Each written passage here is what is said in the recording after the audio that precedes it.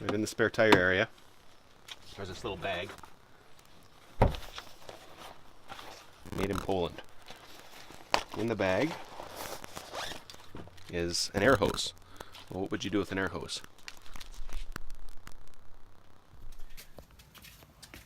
Okay, coming around to the passenger side seat, there's a little rubber plug here, right here. Pull that rubber plug out, and there's actually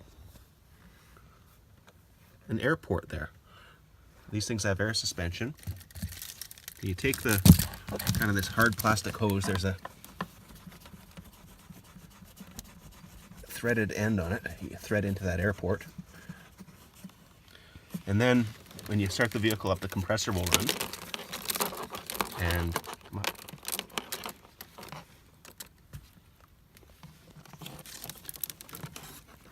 And you've got air with a little trigger here, and that to screw onto your tire valve stem. Good. Engine's running, so the compressor should be running. This appears to be long enough to reach all 4 tires. So let's say you want to put air in this back tire. Just thread our little valve stem thing on.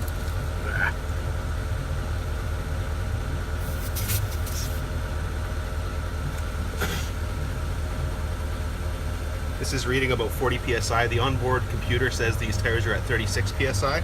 So I don't know which one's more accurate, but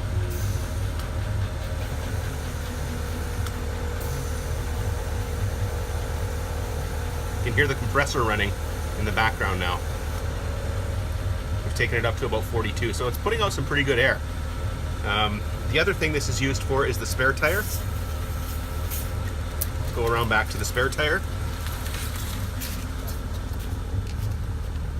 The spare tire on these is stored uninflated. See, it's soft, I guess, so it can be more compact. So that's another reason why you need that air hose, is to, if you ever need this tire, you need something to fill it up with.